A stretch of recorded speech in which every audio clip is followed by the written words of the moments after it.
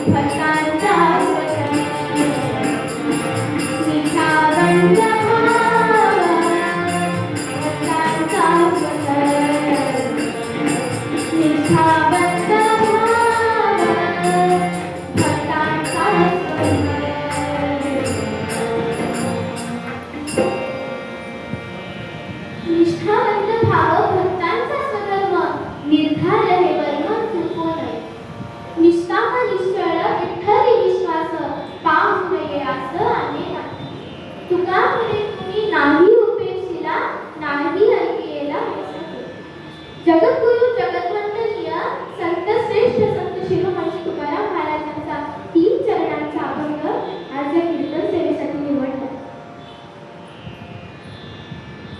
शिवाजी महाराजांच्या काळात समर्थ आणि तुकाराम महाराज या संतांची जोडी खूप गाजली. समर्थ हे राजकारणी म्हणून आणि तुकाराम महाराजांची बरीचशी भूमिकाही परमार्थाची होती. कीर्तनाद्वारे धर्मनिष्ठा, त्याग, सेवा या वृत्तींचा परिपोष करून शिवाजी राजास जितकी मदत करता येईल तितकी केली. शिवाजी महाराजांच्या कार्यात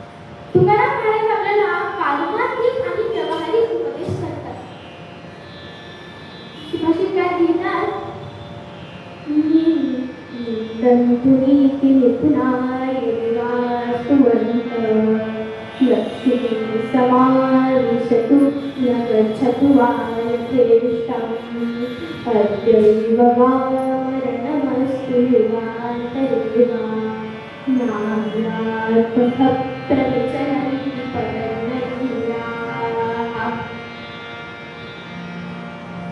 निंदा आणि स्तुती दोघांचीही होते. निंदा आणि स्तुती ही सारखीच बरं का, पण ज्यांच्या ठिकाणी निष्ठावंत भाव असतो ते त्याच्याकडे दुर्लक्ष करतात आणि आपली निष्ठा चालू ठेवतात. भगवंताचं नामस्मरण करणे, त्याचं भक्तिभावाने त्याची पूजा करणे आणि लोकांना काय निंदा केल्यापासून काहीही सुटत नाही. लोकांच्या जिभेला मुलं त्यापासून काही बोलत नाही. म्हणून तुकाराम महाराज एका अभंगात सांगतात, तिथे करू जाता म्हणती कावळा, तिथे करू जाता म्हणती कावळा, तिथे करू जाता म्हणती कावळा, तिथे करू जाता म्हणती कावळा, नगरी त्याला हसताही, नगरी त्याला हसताही.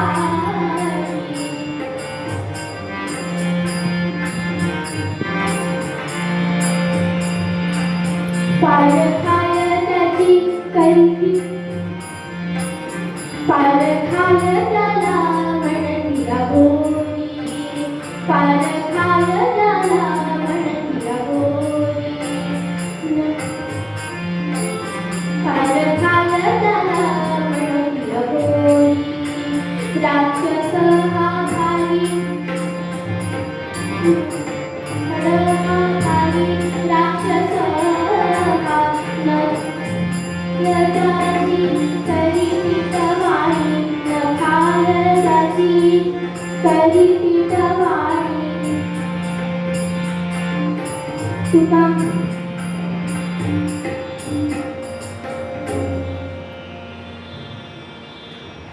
तीर्थ करू जाता म्हणती कावळा, न करीती त्याला हसतात. पार खाय त्यातला म्हणती अघोरी, खाला डगाखाली राक्षस हा. न खाय त्याची करीती टवाळी, पाप्याच्या कपाळी अन्न कैसे. तुका म्हणे किती राखावा लौकिक, अवताराधिक त्रास होता. तीर्थे करू जाता म्हणती कावळा, न करीती त्याला हसतात. जे तीर्थयात्रेला जातात, भगवंताची भक्तिभावाने पूजा करतात, लोक त्यांचीही निंदा करतात आणि जे करत नाही त्यांचीही निंदा करतात. पार खाय त्याला म्हणती अघोरी, खाला डगाखाली राक्षस हा. तो खूप खातो त्याला अघोरी म्हणतात, राक्षस म्हणतात. आणि जो खात नाही तर म्हणतात याच्या नशिबात कुठं आणलंय, समोर असून याला खावंच वाटत नाही.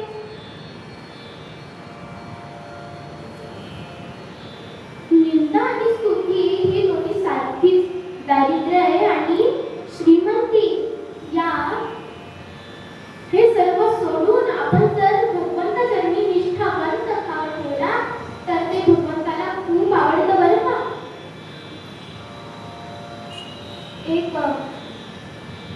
एक आस्तिक बुवांनी सांगितलं की देव आहे तर त्याची भक्ती करावी, म्हणून मन विचार करतं की आता आपण पण भक्तीला लागायला पाहिजे. पण एका विद्वान नास्तिकाचे म्हणणे ऐकून देव नाही तर त्याची भक्ती कसली, म्हणून आपण भक्ती करू नये. वापस तिसरा सांगतो की देवाचे अस्तित्व हे तो एकदम सगळ्या पुराव्यांनी सिद्ध करतो.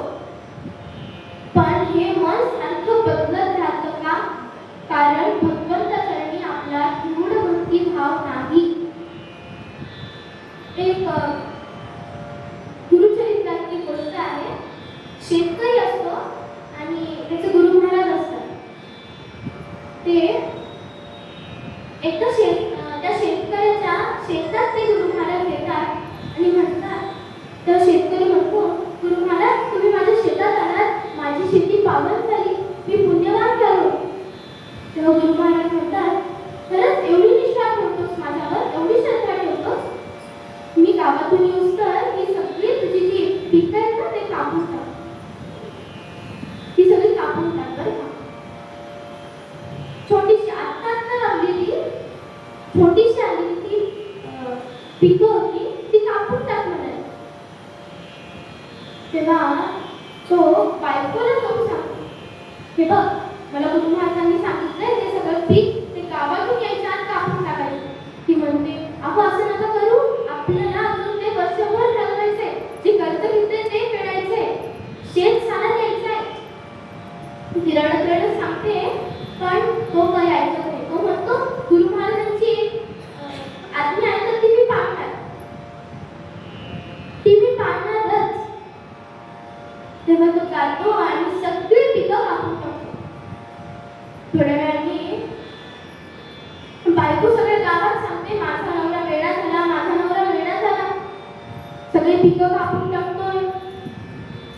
तर थोड्या वेळाने गुरु महाराज शेतात येतात आणि बघतात त्यांनी सगळं कापून टाकलेलं असतं. तेव्हा ते म्हणतात, अरे मी तर फक्त गंमत म्हणून म्हटलं होतं, तू खरंच केलंस. तो आता विचारात पडतो आणि मग महाराज म्हणतात, ठीक आहे काय नाही, ते तुझं कल्याण करून ते निघून जातात. थोड्या दिवसांनी एकदम मुसळधार पाऊस पडतो. मुसळधार पावसाने जेवढ्या शेतकऱ्यांची शेती तिथं होती, सगळ्यांचे मोठे मोठे आलेले पिकं आहेत ते सगळे वाया जातात. पण याचं छोटंसं जे पीक होतं ते तशाच्या तसं राहतं आणि नंतर त्याला 100 पिकं येतात.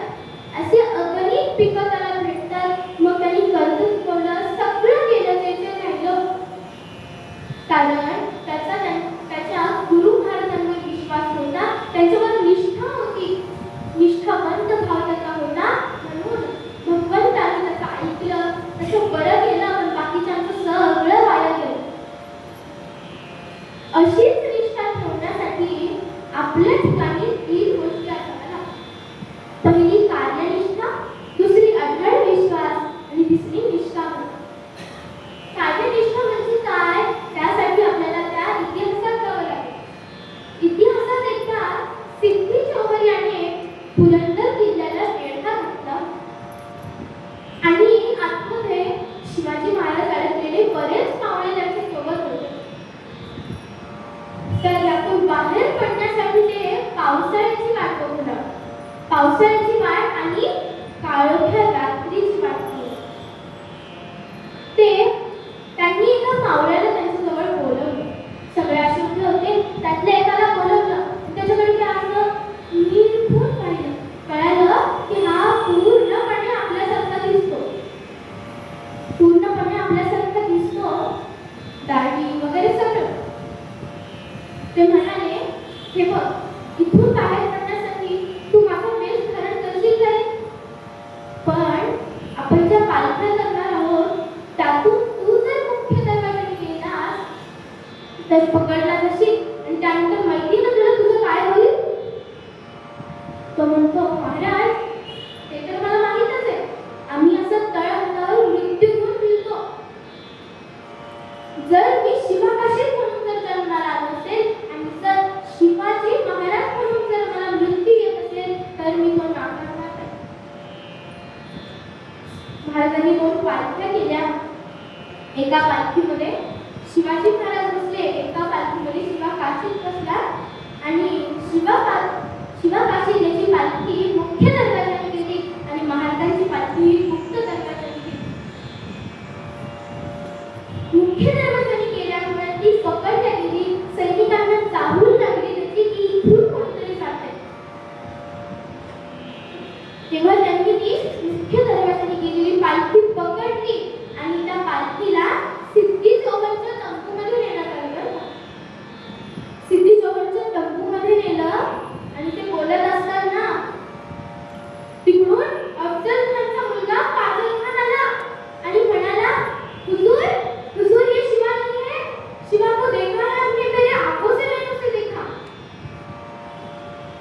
आगे दिखता उसकी आंखें शेर जैसी है। तेव्हा तेव्हा तो सिद्धी जोवर आपल्या कमरेतील तलवार काढून त्याच्या गळ्याला लावतो आणि म्हणतो, बोल कोण है तू? शिवाजी तो नाही लगता. तेव्हा हळूच त्यांनी महाराजांनी दिलेलं सोन्याचं कडक आणि डोक्यावरचा जिरतो काढून त्या आसनावर ठेवला. त्याला 3 वेळेस मुद्रा करून आपला प्राण ठेवला. आणि तिकडे महाराज विशाळगडावर पोहोचेपर्यंत सोबत बाजीप्रभू देशपांडे सुद्धा होते बरं का. गडावर पोहोचेपर्यंत मी थोड भिंत लपवून ठेवतो असं बाजीप्रभू म्हणाले. तेव्हा जी सिद्धीजोगांनी पाठवलेली जी सैन्य होते त्यांना मी थांबवतो, तुम्ही गडावर का महाराज? इथे मी बघतो. लाख मेले तर चालतील पण लाखांचा पोशिंदा जगला पाहिजे असं ते सांगतात. आणि महाराज म्हणतात ठीक आहे. मग महाराज गडावर पोहोचेपर्यंत तुम्ही 5 तोफांचे वार करा, तेव्हाच मी माझा प्राण सोडेन. महाराज गडावर पोहोचले. त्यांनी 5 तोफांचे वार केले, तेव्हा त्यांनी आपला प्राण सोडला. यालाच म्हणायची कार्यनिष्ठा. दुसरी अढळ विश्वास. अढळ विश्वास म्हणजे काय? जसं देवर्षी नारदाने भक्त प्रल्हादाला त्याच्या आईच्या पोटात असल्यापासूनच हरिभक्तीचा संस्कार केला. तो लहानपणापासूनच हरिभक्तीचं नामस्मरण करायचा, भगवंताचं नामस्मरण करायचं. हे त्याच्या वडिलांना म्हणजे हिरण्यकश्यपूला आवडत नसेल बरं का. म्हणून त्याने त्याला समजून सांगितलं, हे बघ असं करू नकोस. त्यांनी सांगितलं, भरपूर समजून सांगितलं, पण तो काही ऐकायला झाला. म्हणून त्यांनी आता त्याला मारण्याचा निश्चय केला. अग्नी कोणता माझी घातला प्रल्हाद, हरी तो गोविंद विसरला. त्याला अग्निकुंडात टाकलं पण त्याला काही झालं नाही. त्यानंतर सांगितलं की याला उंच डोंगरावरून फेकून द्या. मग सैनिकांनी उंच डोंगरावर नेलं आणि त्याला ढकलून दिलं. ते दरबारात यायच्यात प्रल्हाद तिथे हजर होता. त्यानंतर त्याला उंगरट्या जेलात टाकलं पण त्याला काही झालं नाही. वापस त्या काळ्या कभिन्न सर्पांच्या खोलीत टाकलं पण त्या सर्पांचेही हाल होऊन भक्त प्रल्हादाच्या गळ्यात येऊन पडले. सद्गुरुनाथ महाराज की जय. असं का झालं? पण त्याला वाचवलं. कारण कितीही संकट आले तरीही त्यांनी भगवंताचं नामस्मरण काही सोडलं नाही. असा त्याचा भगवंतावर अढळ विश्वास होता की मला काही झालं तरी माझा भगवंत मला वाचवायला नक्की येईल. तिसरी निष्ठा. निष्ठा म्हणजे काय? भगवंत चरणी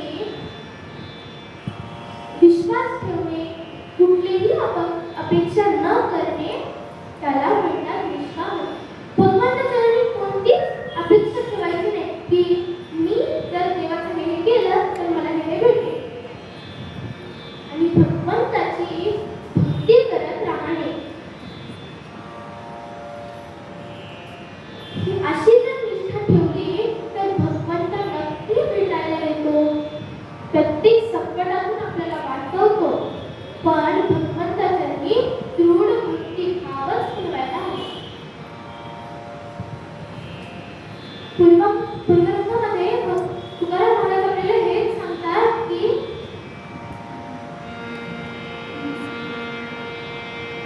निष्ठावंत भाव भक्तांचा स्मरण. निष्ठावंत भाव भक्तांचा स्मरण.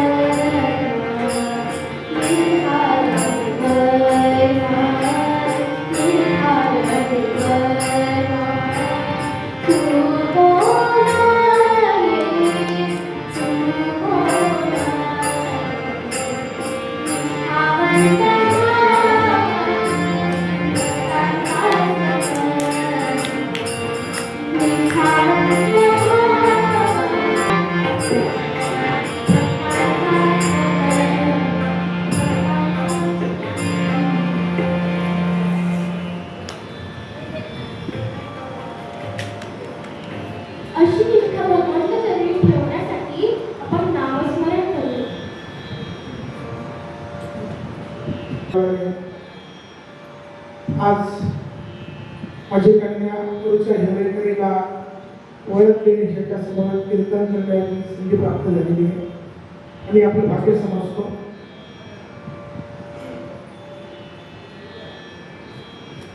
ब्रह्मचैतन्य गोंदावले महाराज म्हणतात,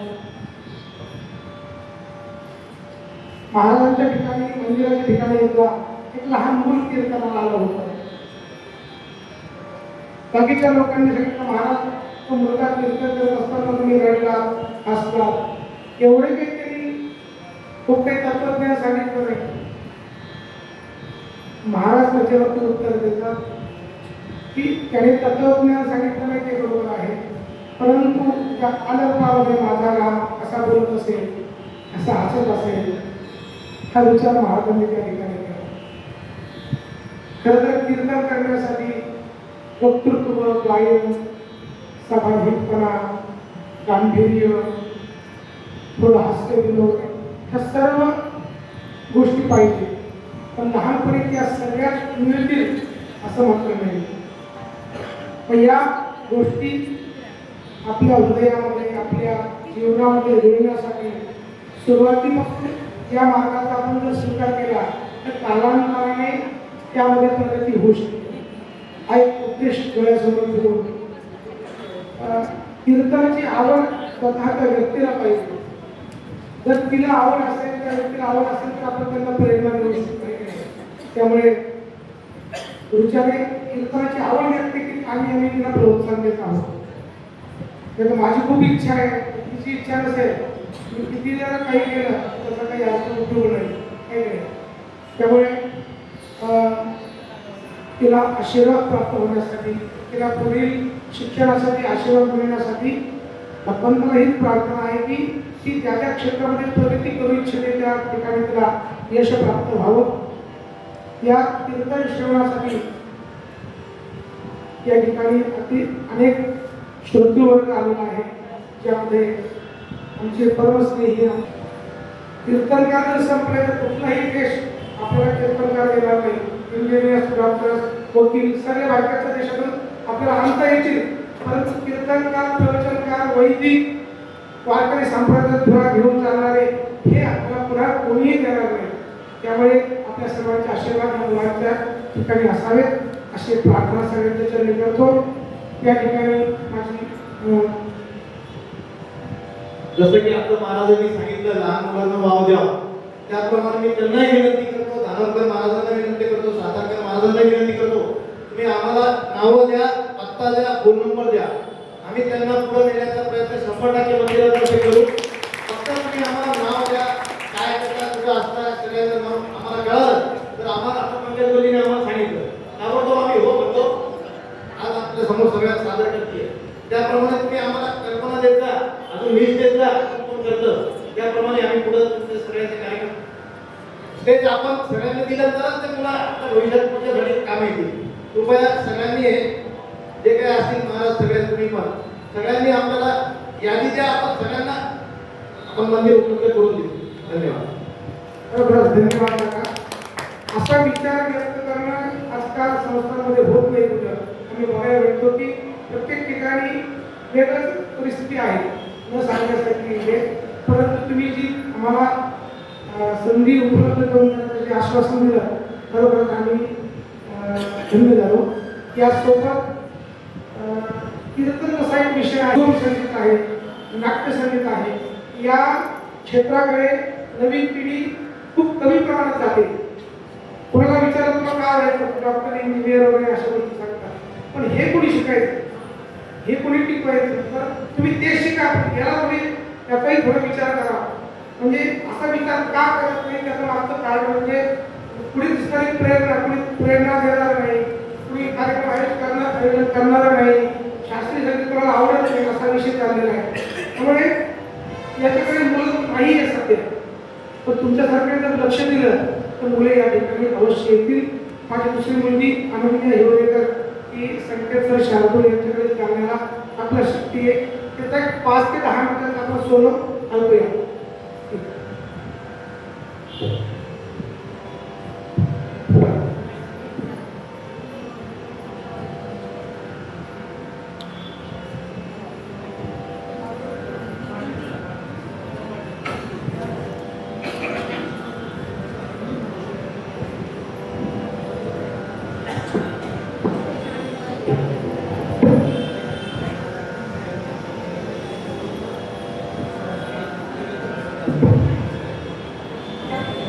नमस्कार.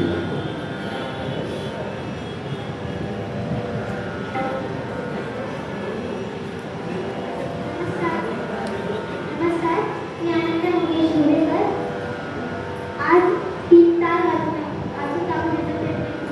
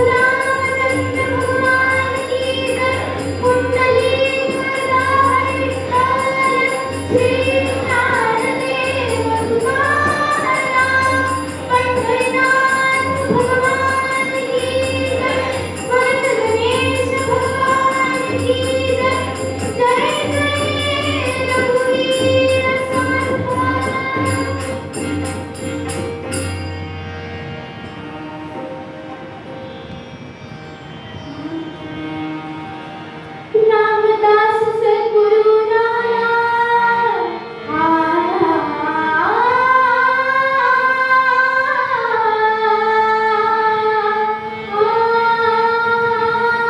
रामदास सद्गुरु राया रामदास सद्गुरु राया रामदास सद्गुरु राया सत्यमान धर्मरक्षा भेदला कलियुगे अवतार भेदला कलियुगे अवतार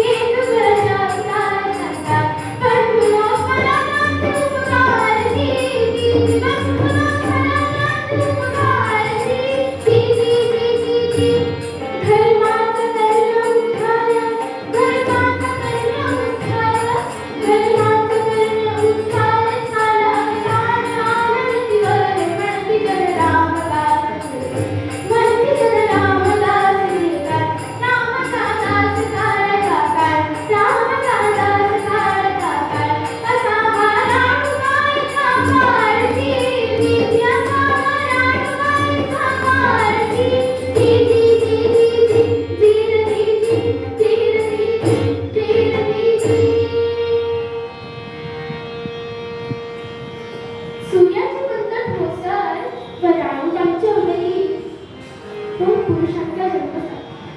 पहिले श्रेष्ठ गंगाधर स्वामी आणि दुसरे नारायण म्हणजे समर्थ रामदास स्वामी.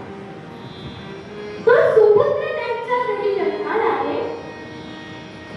स्नानं संध्या जपस्तैव देवतानांच पूजनम वैश्वदेवं तथा नित्यं सत्कर्माणि विधिः. दररोज गायत्रीचा जप अधिनीचे करण्यात येणारे स्वागत दररोज होणारी भगवंताची पूजा या सगळ्यांच्या बळावर समर्थांचा अवतार दिव्य अवतार राणूबाई आणि सूर्याजी भक्त यांच्या उदरी झाला. एका भगवत भक्त असलेल्या घरात त्यांचा जन्म झाला. समर्थांना एका ठिकाणी बसणं आवडत नसे म्हणून ते गावभर फिरून संध्याकाळी घरी यायचे. एके दिवशी आईने विचारलं,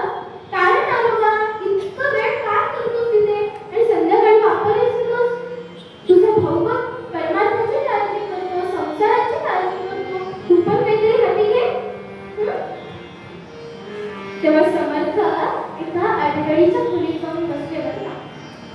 अडगळीच्या खोलीत गेले तिथून खूप अंधार असतो. दररोज प्रमाणे संध्याकाळी नारोबा घरी येत होते, पण तो आला नाही. आई वाट पाहत बसली. नंतर आई शोधण्याला सुरुवात केली. सगळीकडे शोधलं, सगळ्यांना विचारलं, पण नारोबा कोणालाही दिसला नाही, सापडला नाही. मग स्वयंपाक करायचा म्हणून आई घरी आली आणि धान्याच्या खोलीत घरातच खोलीत गेली. तर खाली काहीतरी लागलं आणि आवाज आला, आई. तेव्हा आईने विचारलं, अरे नारोबा इथे काय करतोस? तेव्हा समर्थांनी उत्तर द्यावं, आई चिंता करीतो विश्वाची अशी उदात्त भावना समर्थांची. आई म्हणते म्हणून 12व्या दिवशी तिथे उभा ना, माझ्या डोळ्यांनी मला तुला पाहू दे. म्हणून समर्थांनी उभं टाकावं आणि घडीने शुभमंगल सावधान. हे सावधान खरंच सावधान होण्यासाठी असतं बरं का. बाकीच्यांचं लक्ष नसतं, नारोबाचं होतं बरं का. जो खऱ्या अर्थाने सावधान झाला आणि थेट पलायन केलं ते गोदावरी काठी टाकळला गेले आणि तिथं 1200 गायत्रीचा जप, तिनं कोटी रामायणाचा जप केला. इतकं दिव्य अनुष्ठान समर्थांनी केलं आणि त्यानंतर ते तीर्थाटन देशाटनाला निघाले. तेव्हा इकडे तिकडे कुठे न जाता ते हिमालय गाठायचं होतं. त्यांची तपश्चर्या पण फार विलक्षण आहे. समर्थ हिमालयात गेले आणि समर्थांनी रामांचे अनुज्ञा ऐकली. रामराय म्हणतात, अरे तुझं इथे काहीच काम नाही, जा त्या महाराष्ट्रात बघ काय चाललंय.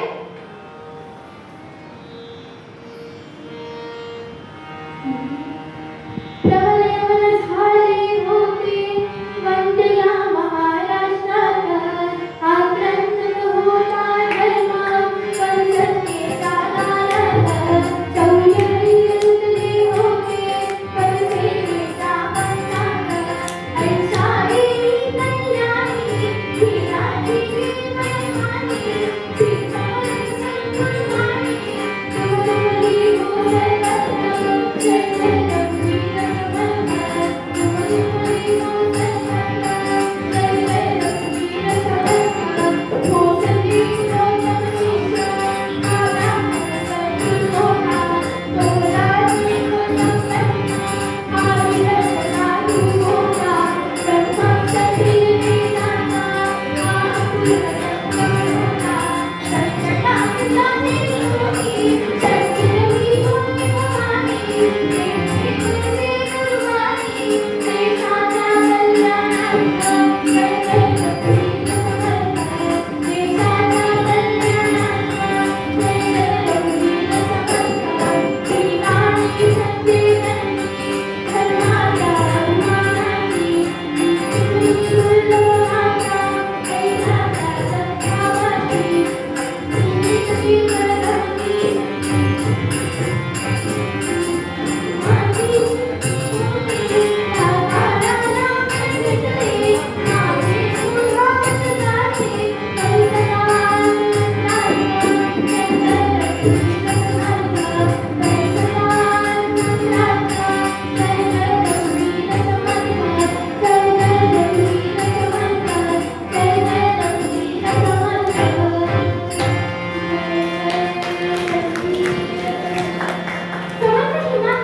समर्थ महाराष्ट्रात गेले आणि त्यांनी त्यांचं काम सुरू केलं.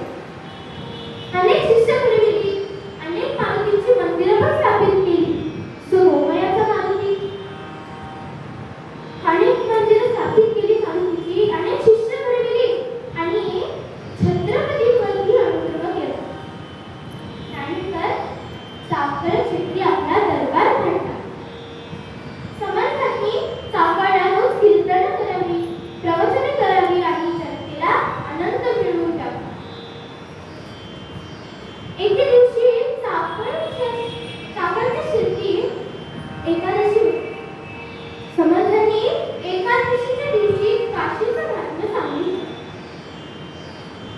काशीचं महात्म्य सांगितलं.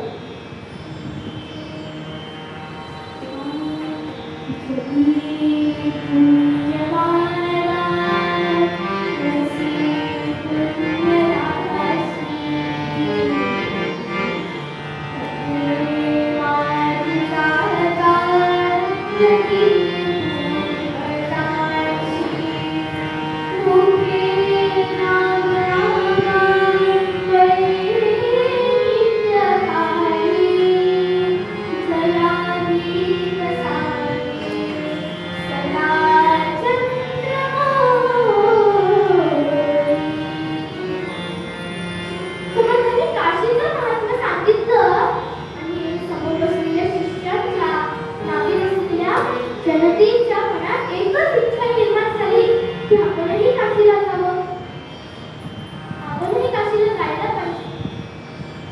कीर्तन संपल्यावर सगळे शिष्य समर्थांकडे गेले आणि समर्थांना म्हणाले, समर्था आम्हालाही काशी यात्रेला जायचंय. मग समर्थ म्हणतात, सगळे येणार? हो सगळे येणार. मग समर्थ म्हणतात, अरे मग इथे रामाची पूजा कोण करणार? समर्थांना रामाची काळजी येईल का? इथे गोड तुझी श्री राघवाला निघाला असे सर्वही सिद्ध झाला. नसे आवडी अंतरी पूजनाची कृपावाची हृदयी श्री जनाची.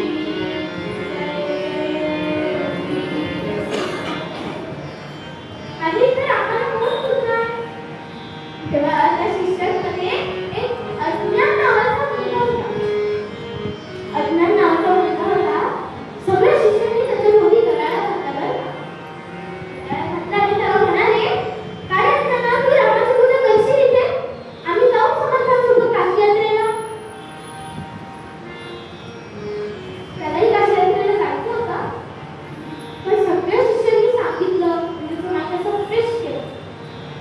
त्याला सांगितलं, तू करशील इथे रामाची पूजा? बरोबर का? पुन्हा अशी संधी तुझ्याकडे चालून येणार नाही. तुला पुन्हा कधी रामाची पूजा करायला भेटेल माहित नाही. तू थांबशील का? थोड्या वेळ त्यांनी विचार केला. मग सांगितलं, हो ठीक आहे, चालेल, मी करेल रामाची पूजा बरं का. तुम्ही सगळे समर्थांसोबत काशी यात्रेला जा. हे शब्द ऐकताच सगळे मुलं समर्थांकडे गेले. मी सांगितलं, समर्था, तो आता तयार झालाय. समर्थ म्हणतात, केलं का तुम्ही त्याला तयार? समर्थांना सगळं कळतं बरं का. समर्थ म्हणतात, केलं तुम्ही त्याला तयार? तो थोड्या वेळी अज्ञान तिथे येतो आणि म्हणतो, समर्थ त्याला विचारतात, काय रे अज्ञाना, तू रामाची पूजा करशील? तुला पूजेचा क्रम ठाऊक आहे? तो रडत रडत म्हणतो, कधी कवित पूजना क्रम परी नसे ठाऊका. कधी कपटी मंगले कधी भाग्य होई नका. मंत्र मंत्र पार्वती मंगला मानते धीर गुरुवारी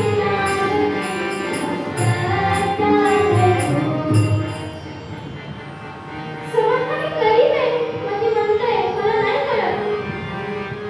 मी 7-8 वर्षाचं पोर, मला काय पूजा झालो? रडत रडत म्हणतो. समर्थ म्हणतात, पहिले डोळे पुस बरं. तेव्हा समर्थ सांगतात, उठूनी प्रभाती घाईन उंबरती, उठूनी प्रभाती घाईन उंबरती. तावडमायती त्रिकाला खावे, तावडमायती त्रिकाला खावे. करुणी असना प्रेमाने पूजना, करुणी असना प्रेमाने पूजना. घालावी भूषण प्रभाती,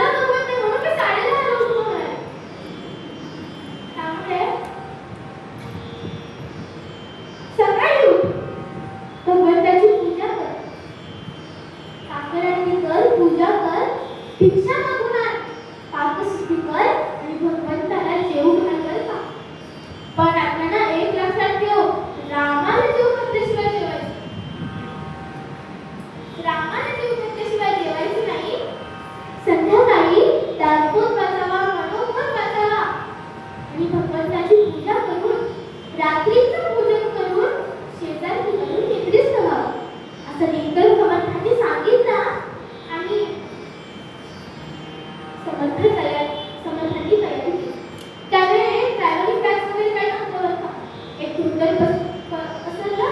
त्या 4 लंगोट्या 4 चिमण्यांच्या बांधल्या आणि खूप सगळे निघाले. सगळे शिष्य समोर निघाले. अख्ख्या आश्रमात तो आता एकटाच होता बरं का. एकटाच. आणि आता त्याचा दुसऱ्या दिवसापासून त्याचा दिनक्रम सुरू झाला. त्याने सकाळी उठावं, भगवंताची काकडांनी करावी, भगवंताची पूजा करावी, भिक्षा मागून आणावी, पापसिद्धी करावी आणि भगवंताला जीव घालावा. दुसऱ्या दिवशी त्याने सगळ्यांची ताटं वाढली. लक्ष्मण महाराज, भरत महाराज, शत्रुघ्न महाराज, सीतामाई, रामराय, मारुतीराय सगळ्यांची ताटं वाढली आणि देवाला जेवून ठेवली. वाटलं की रामराय येतील आणि जेवून जातील, सगळेजण येतील. म्हणून त्यांनी देवाऱ्याचा दार बंद केलं. वाटलं की येतील ना सगळे आणि थोड्या वेळाने मी दार उघडतो. थोडा वेळ झाला त्यांनी दार उघडलं तर जशी त्याने वाढली होती ना तशीच होती. तो म्हणाला, देवा माझ्या हातचं आवडलं नाही का? समजलं पाहिजे, माझ्या हातचं चांगलं नाही झालं. तो विचार. 1 दिवस झाला, 2 दिवस झाले, 3 दिवस, 4, 5, 6 असे 7 दिवस गेले पण रामराय जेवायला आले नाही. म्हणून रामराय जेवायला आले नाही म्हणून त्याला अस्वस्थ वाटलं. आता तो म्हणाला, तेव्हा आता या, नाहीतर तुमच्या या जवळच्या पाषाणाजवळ मी माझं मस्तक फोडेन. तो त्याने फक्त म्हणलं बरं का, की खरंच केलं. त्या पाषाणाजवळ गेला आणि आपलं मस्तक आपटणार की तेवढा त्याच्या कपाळाला कोमल नादाचा स्पर्श झाला. आणि समोर बघितलं तर जगाचे मालक, जगाचे अधिपती साक्षात रामराय तिथे उभे होते. रामराय तिथे उभे होते. त्याला पाहिल्यावर रामरायांनी पहिले प्रश्न केला, कारण त्यांना देवपुढे जेवतो का नाही? तो म्हणाला, देवा, न बोलणारा देव बोलतो, न दिसणारा देव दिसतो. मग न जेवणाऱ्या देवाला न देवाला काय झालं म्हणाले? बरं ठीक आहे. तर रामराय म्हणाले, मी सगळ्यांना बोलून आणतो, तोपर्यंत तुम्ही स्वयंपाक तयार करा. त्याचा पारा आता चढणार बरं का. म्हणाला, जे 7 दिवसापूर्वी वाढलं होतं ना ते जेवून घ्या, उद्यापासून कमी का? समर्थांच्या पाठशाळेमध्ये अन्नाचा एकही कण वाया जाऊ देत नाही. रामरायांनी सगळ्यांना बोलवलं. सगळे आले आणि सगळे जेवायला बसले बरं का. मारुतीरायांनी घास खाल्ला. म्हणाले, रामराया, हे बऱ्याच दिवसापूर्वीच दिसायला, म्हणजे 7 दिवसापूर्वी 7. मला काही तुमचा शिष्य बरं वाटत नाही म्हणाले. असं 7 दिवसापूर्वी जाणं? आता का उद्यापासून देणार आहे? सगळ्यांनी जेवलं आणि गेले निघून. असं ते 6 महिने ते रोज आले. 6 महिने कसे गेले कळालं नाही. आणि एके दिवशी अशा जिंकला ते काकडांनी. रामराय उठवायले, सगळेजण उठवायले, पण तो काही उठेना. शेवटी सगळ्यांनी एक करून त्याला उठवायला जाण्याचा प्रयत्न केला. सगळ्यात पहिले भरत महाराज गेले आणि शत्रुघ्न महाराज गेले, नाही उठला. मग लक्ष्मण महाराज गेले, नाही. माता सीतामाई जाऊन उठवता पण तरी तो उठत नाही म्हणतो. मारुतीला जाताना रामराय म्हणतात, सापटी मारुत्या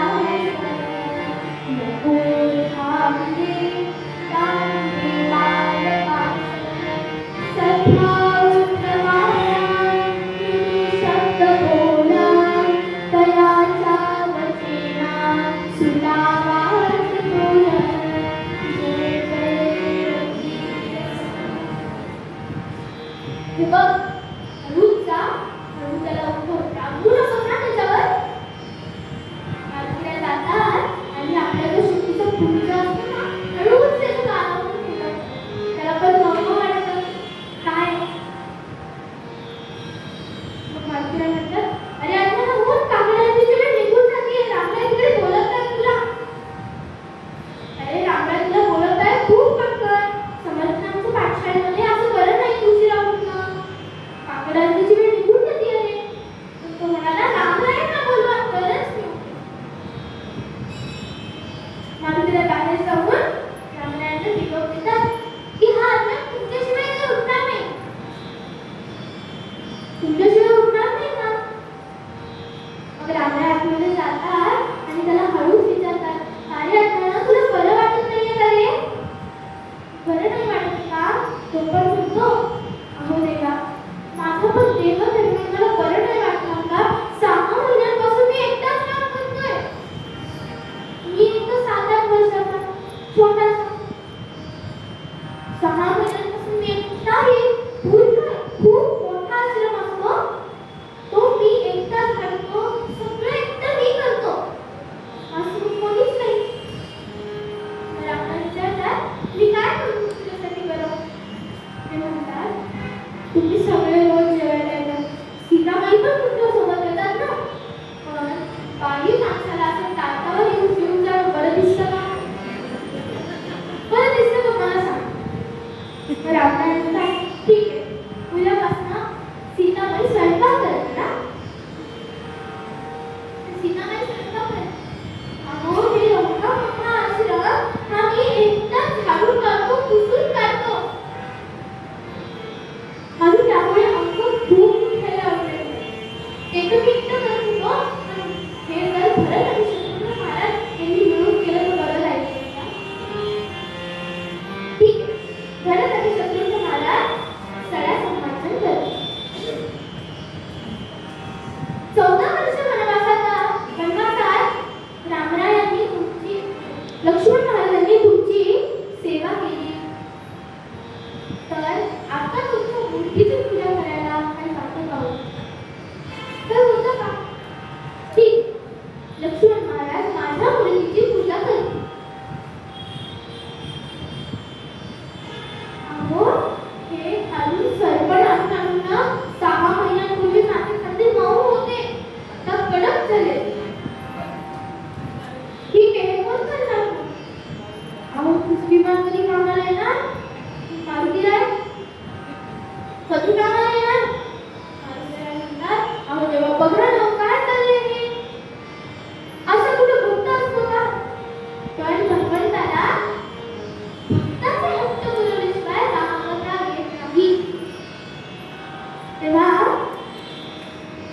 ठीक आहे, मारुतीरायाला सरपण काय सरपण? मग रामराय विचारतात, अरे अण्णा तू सगळ्यांना काम सांगितलं, मला नाही सांगितलं. तो म्हणतो, तेव्हा तुम्ही माझ्या स्वामींचे गुरु आहात, की तुम्हाला कसं सांगणार? पण मात्र एक गरज ना, मला जर उठायला उशीर झाला की स्वतः होती तेवढी काकडांची ओळख. काकडांची ओवाळतात.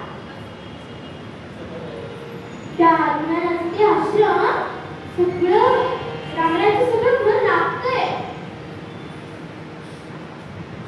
रोज सगळेजण आपापली कामं करताय. अज्ञान मात्र आपलं सगळ्यांशी गप्पा मारत छान राहतोय. तेव्हा एके दिवशी रात्रीच्या भाकऱ्या म्हणतात, ते म्हणतात, अज्ञान सांगतो उद्या काहीच नाही करायचं, काला करायचा. उरलेल्या भाकऱ्यांचा काला करायचा. करूया कालना काही दिसेना, करूया कालना काही दिसेना, करूया कालना काही दिसेना.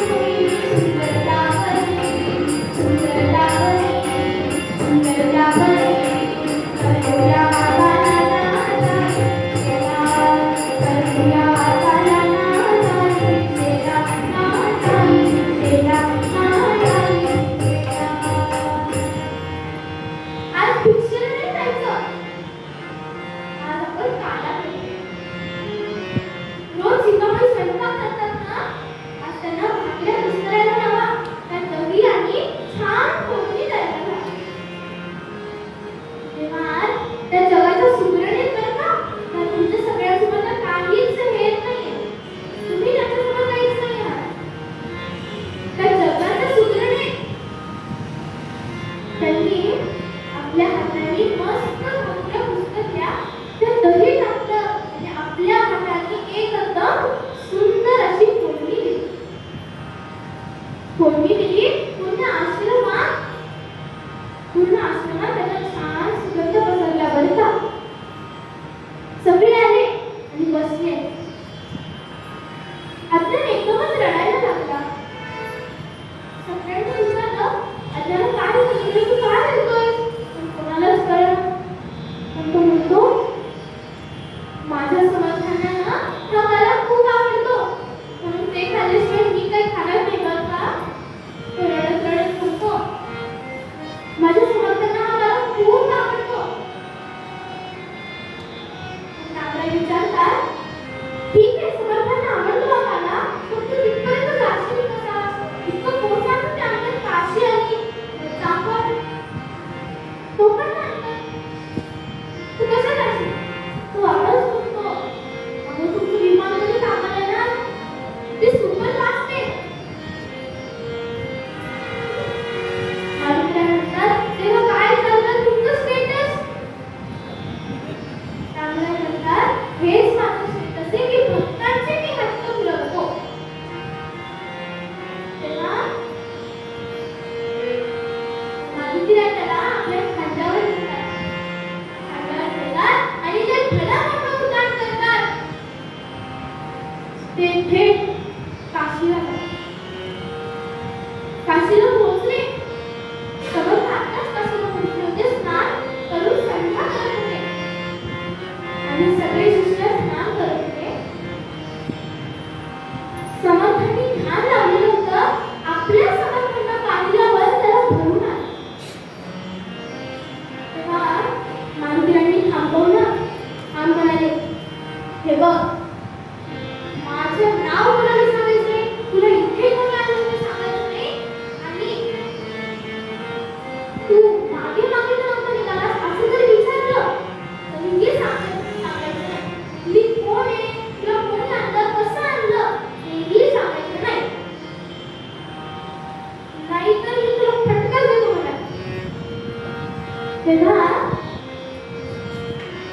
त्याला समर्थांना बघितल्यावर 6 महिन्यांनी नाशिकून मला दिसताय. त्याला रागावलं नाही हो. तो पळत समर्थांकडे सुटला आणि साष्टांग दंडवत त्यांना घातला. तेव्हा समर्थांनी डोळे उघडले आणि पाहिलं तर अज्ञानसमोर उभा होता. विचारायला सुरुवात केली, काय अज्ञाना, तुला कोणी आणलं, तू कसा आलास, आमच्या मागे मागे तर नवरा निघालास ना, तिथे रामाची तुला कोण करते? समर्थांनी खूप प्रश्न विचारले, पण त्याला तर सूट नव्हती ना या सगळ्यांची प्रश्नांची उत्तर द्यायला. पण मारुतीराणी हे तर नव्हतं सांगितलं की त्या झाडाखाली बसतोय, हे सुद्धा नव्हतं सांगितलं. मग आचार्यांनी सांगितलं की ते ना त्या झाडाखाली बसले.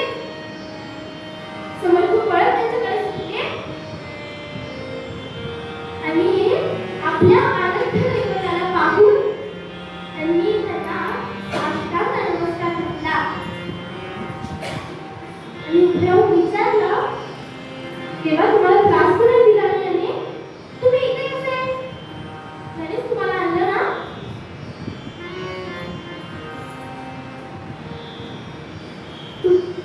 तुम्ही याला घेऊन तर आलात, पण याचा तुम्हाला त्रास तर नाही झाला ना? ते म्हणाले, हा त्रास मला काहीच नाही होणार आहे. त्या चावण्याच्या आश्रमात बघा काय चाललंय. समर्थ विचारलं, काय? अगो, त्या सीतामाई स्वतः स्वयंपाक करतात. लक्ष्मण महाराज रामायणच्या मुलीची पूजा करतात. मी स्वतः सरपण पाळ करून आणतो. भरत आणि शत्रुघ्न महाराज सगळ्या स्वतःच करतात. त्याच्याही पुढे सांगू अहो, ते रामराय स्वतः मुली कापडाची म्हणून घेतात. समर्थांना हसी काय करू काळजी करा आधीच कळलं समर्थांना. पण समर्थांनी सांगितलं